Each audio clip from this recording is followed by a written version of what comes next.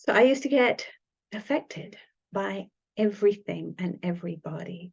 I would go into overwhelm sometimes. I would go into shock. Um, it would just be very stressful because I think that I was, pottering along doing my life, and then I would just take on other people's stuff, not realize it, and wonder what happened. What happened? Suddenly, I'm 1 minute I'm fine, the next minute I'm like non-functional. And the way I discovered it was because one day my dad, we were videoing him for his memoirs, and the interviewer, somebody was interviewing him, and he was sitting on the sofa with him. This was just before he died, actually, a couple of years before he died. So he's in his 80s. And they said, Peter, what was the most challenging event of your life? And to my amazement, I'll say even shock, he immediately talked about how when my little sister was 2 years old, she had a double pneumonia and she went into a coma for 19 days.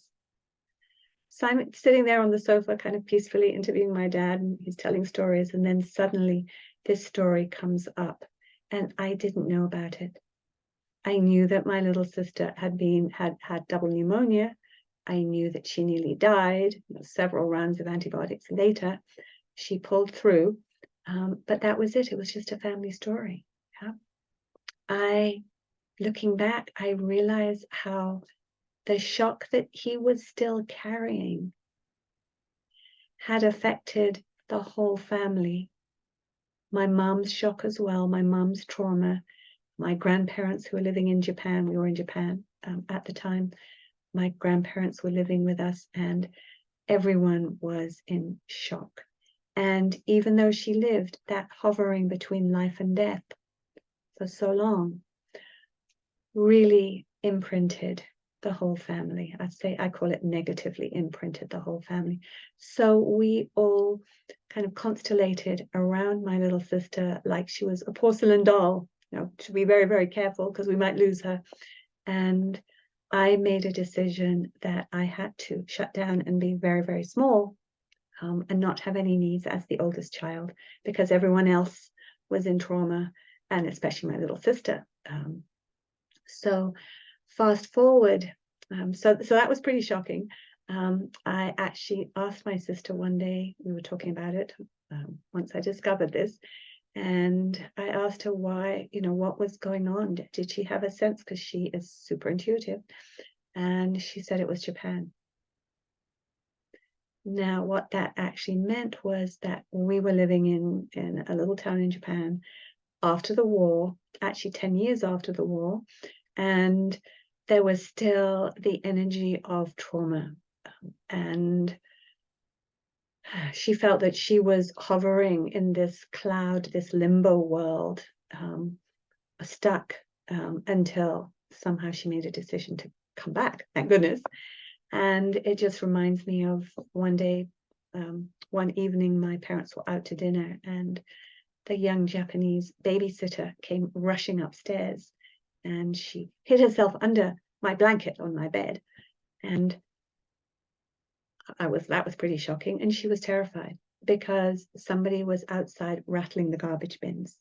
And that was very scary for her, in her culture, in our culture too, because these were people, beggars who had been wounded, affected by the atom bomb in Hiroshima, and were kind of crazy, and were homeless, and were in rags, and they would come and rattle bins and try and get food. And this totally freaked her out. And I'm sitting there as this little soldier, age 4, bolt upright. I think I was 5 by then, trying to take care of her and my 2 little sisters. So, that Japan was very traumatizing. That was her trauma, secondhand trauma for me. The trauma of Japan, secondhand trauma of the country. And also, I just couldn't understand why the Americans had bombed my Japanese friends. You know, I was playing with the children whose grandfathers were probably in the war, just like my grandfather was in the war on the other side. And I couldn't understand why the Japanese had tortured my grandfather and people in the prisoner of war camp that he was in. You know, why was everyone so mean to each other? And so I made a decision that I could never be happy as long as anyone else was suffering, which was crazy, yeah. So with my dad, that was kind of a defining moment, because what I realized was I'd been carrying all the family trauma my whole life, tiptoeing around, not having needs, being really contracted.